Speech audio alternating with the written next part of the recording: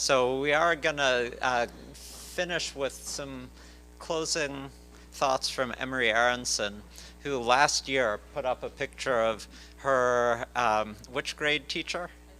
Your third grade teacher, who was so influential in her life and career. I'm curious what picture she would put up for a discussion around the role of technology. Before I turn things over to Emary, if I had given a longer introduction to the speakers, you would have heard that Elizabeth has a degree in engineering from MIT, which would explain these gear things, A, and B would also explain why she has this mindset that you can somehow optimize an educational system, that 3 is somehow the right number. But fortunately, she's surrounded by she's absorbed so much of the wisdom of educators that she's obviously given up some of her engineering mindset. It does remind me, though, of our own vocation as business scholars, that we have all too often taken business and management as being too much of a scientific vocation. And the notion that 3 would be the right number of stations is reminiscent of the early days of scientific management. The anecdote that it reminded me of, since we are managers here as well as educators, is the notion that Frederick Taylor had, that there was an optimal shovel size for manual laborers, that you should have laborers shovel 20 pounds of dirt with each shovelful. Never mind, and there's an exact analog here for handling employees, never mind that some of your shovelers look like me, some of them are huskier versions of me like Elizabeth, and so forth. So on that note, before I dig my own hole any deeper, let me turn things over to Emary to provide some closing thoughts.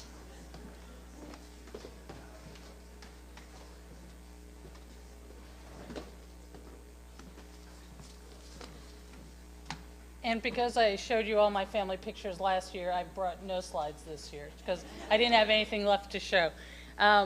When I was sitting in the seats, I turned to Cecily and I said, I have the feeling like I'm at Hogwarts. So that I think the way this room is laid out, and it's sort of a daunting room. Can I just say that? Standing up here, looking out and seeing everybody.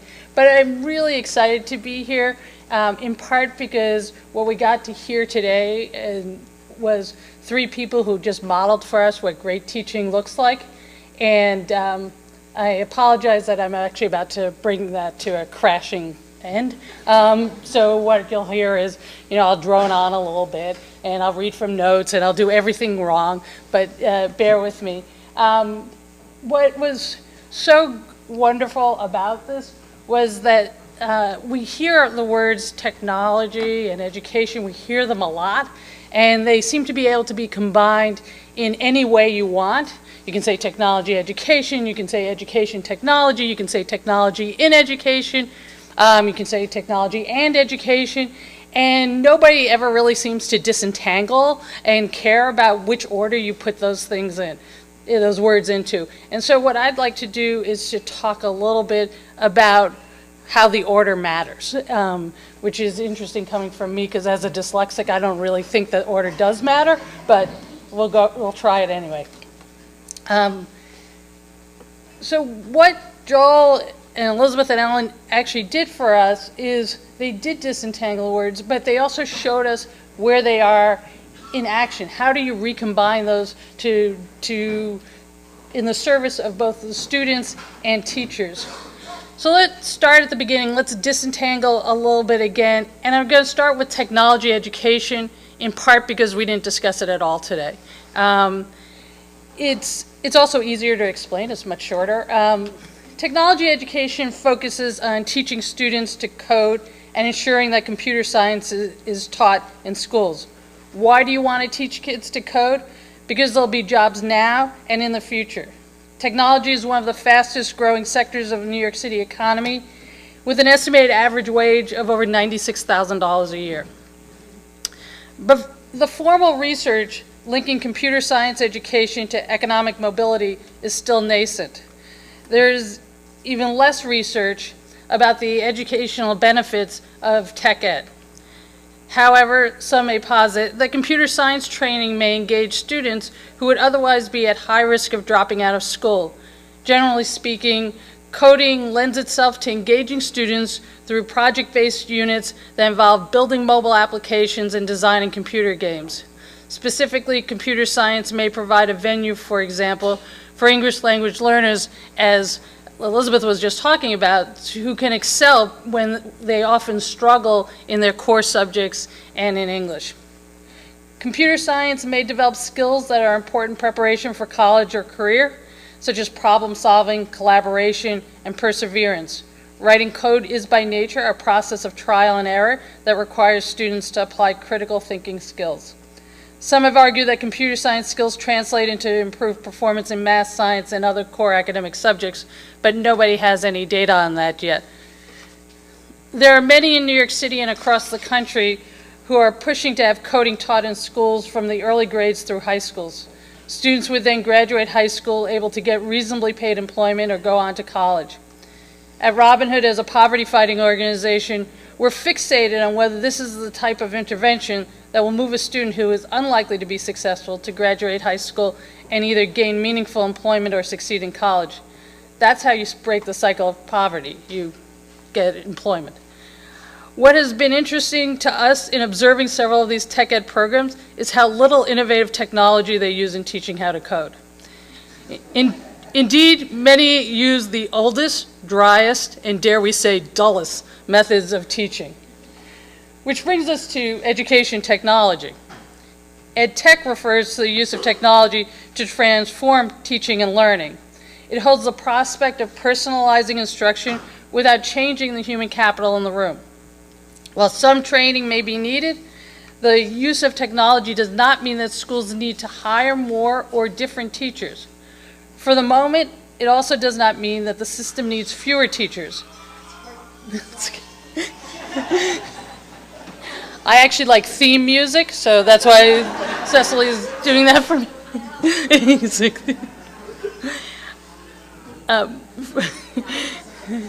It was just at the crucial point where I was going to say, don't walk away thinking that I said we need to fire all the teachers, and so that's not what we're talking about. We're not replacing the teacher. This is about supporting or complementing the teacher's skills. As you heard from Ellen, from Elizabeth, from Joel, this is about how you can enhance teaching. The technology tends to be either student-focused or teacher-focused, and we heard both examples today. For us, we see 7 potentially important uses of technology, one for every day of the week. Number 1, it's a way of accessing content. Online videos and games may replace physical textbooks and the here today, gone today lectures. Users can search, access, and rate content, signaling quality for other users. Number 2, tailoring instruction to individual students. Instruction is personalized and adapted for the individual, so the needs of each student is met. And we heard a lot about that in today from both Elizabeth and Joel about how their programs are actually about individualizing, personalizing instruction. Number 3 would be embedding assessments and analytics into daily instruction. Software can capture and track student performance in real time without teacher input. Number 4 would be motivating engagement. Games, incentives, interactive formats, project-based learning, collaboration, and design features like graphics can help motivate students and teachers. Some programs explicitly encourage student-driven learning and use empowerment as a motivation tactic. Number 5 would be flipping the classroom or extending the time. The previous talks all talked about this. Homework assignments can include lessons that are available online. The initial exposure of content is at home, and what is traditionally considered homework is done in class. Number 6 would be promoting collaborative or social learning. Social networks for teachers, students, parents, administrators, and school communities bring the benefits of technologies like Facebook to schools. And finally, number 7, it's about sharing data. Again, we've talked about this today. Schools and school systems can use technology to integrate data across student information systems. No one can know yet what will become of the explosive rise in EdTech options. They may prove positively transformative, or they may prove merely stylish. As we have been scanning the EdTech world, we have seen some really exciting options. First, whatever you may think of it, no one person and nothing has done more for the dissemination of content than Sal Khan and Khan Academy. Full stop. He has really moved this into the public conversation. We have also seen interesting technologies that try to solve one part of the puzzle, perhaps one discipline like math or one part of literacy. And to be completely transparent, Robinhood is a funder of both CFY and New Classrooms, and we're in conversation with the New Teacher Center, so it's not like we came into this conversation not actually knowing all three of the speakers ahead of you. So I'm going to actually use slightly different examples since we just heard from those three. So we've recently met a program called Light Sail that offers an innovative solution for independent reading. These are sort of straight out ed tech groups. Zern has tackled the math curriculum and is digitizing and improving the actual Common Core curriculum. Torch, which New Teacher Center is involved with, is working together with them. One of the potentials of technologies that is so exciting, as Joel and Elizabeth discussed, is that technology can personalize instruction. Adaptive instruction addresses an individual student's specific needs, constantly adjusting the level of difficulty and pace of academic lessons. Well, even without new technology, talented teachers know how to differentiate instruction for students. EdTech holds the promise that even average teachers will be able to personalize instruction. So think about a school like Bronx Arena, a transfer high school for students who are overage and undercredited here in the Bronx. As a transfer school, all of their students have already had at least one unsuccessful high school experience. Why have they dropped out of high school? Oftentimes because the high schools were large and personal experiences, and as the students foundered, no one noticed. What Bronx Arena has done through the use of technology is basically created an elementary school model in the high school. Students spend the day with one teacher, their teacher, who knows and supports them.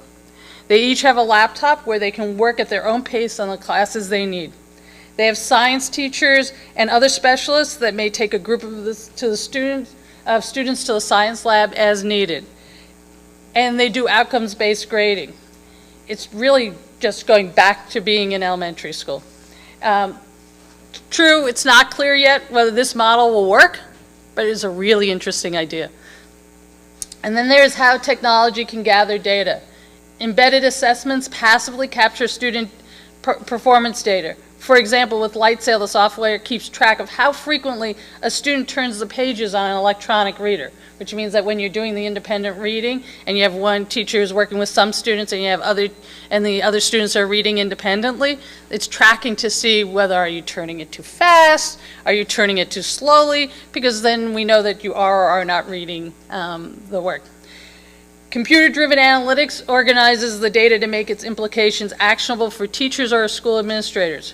By tracking student progress and gaps in skills, these programs identify what needs to be retaught. The skilled teacher does this even without technology. However, technology assembles the information automatically, freeing the teacher from tasks that may be time or labor intensive, such as data entry and grading, to concentrate on the reteaching piece. What we know is that having the analytics does not make for understanding the data or acting on them. But getting the analytics that quickly and easily can transform the way decisions are made. This can lead to real-time, data-driven decision-making. Then there's the role in technology and professional development, as Ellen discussed. PD is the mirror of personalized learning for students. How do you give teachers the training they need? The shift to the Common Core requires teachers to master content and new teaching techniques. Professional development in general is often seen as a means to increase retention among teachers, making the profession more sustainable and boosting outcomes. Technology can enhance these outcomes by removing barriers for teachers to receive continuous, timely, and relevant feedback. As with anything where there are great benefits, there are also some complications. The complications with EdTech are many. We could talk all day about them if you want. The EdTech world changes so quickly that you're afraid to bet on one thing because the next thing may be better. How do you get districts to adopt any of the technology that scales?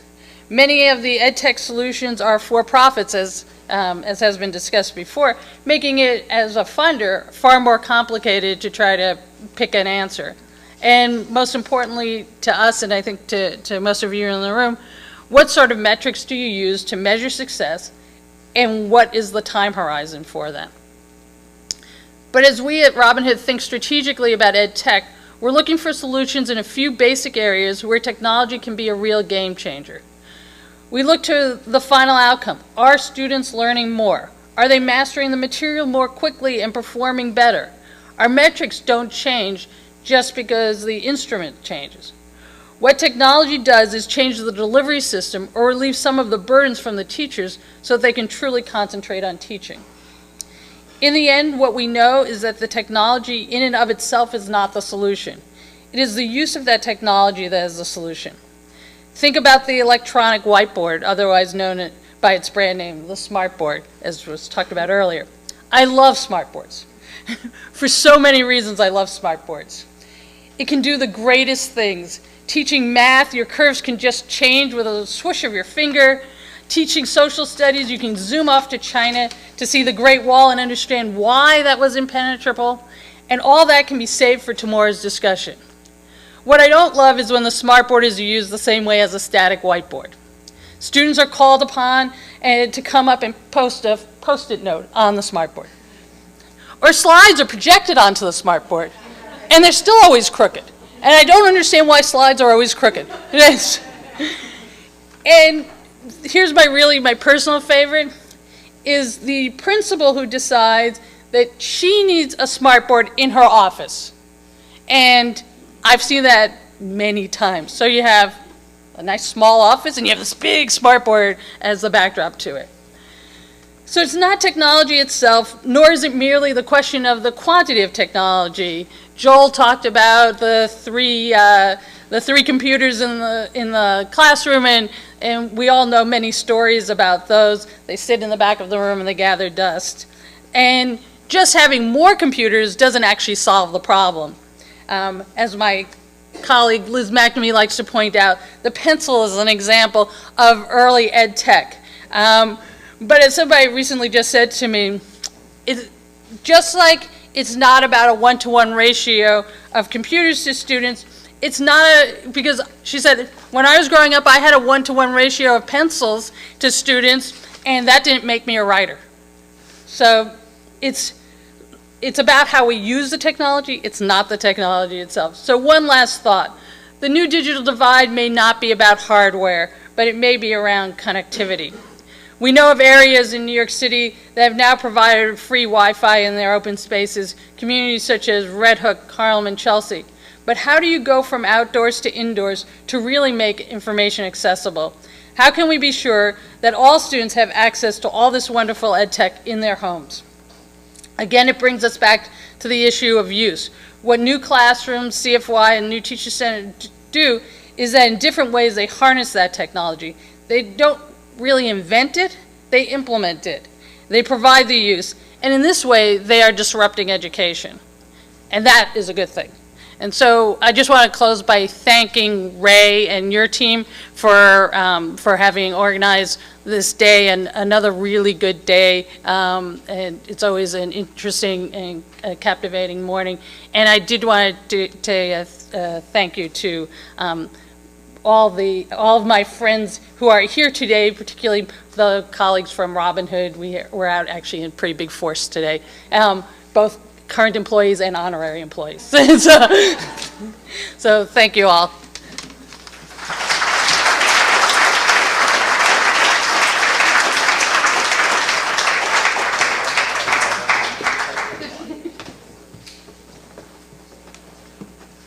So I actually don't think I have anything to add to that. Now Emery's even thanked everyone on my behalf. I'd like to thank Emary and the speakers for what really was a provocative set of discussions. The one thing I'll say in ending things is that, you know, one of the summary messages I take away is that it is complicated, and we've got inputs into figuring out a better way of doing things, but far be it from me to end this conversation by saying, now we have the answer. So I would encourage you to stay. They're going to deliver lunch apparently to the tables, family style or something like that. That's what the note said. So you don't even have to get up. Lunch will be delivered to you, and you can continue the conversation over lunch. Thanks to everyone for coming and participating.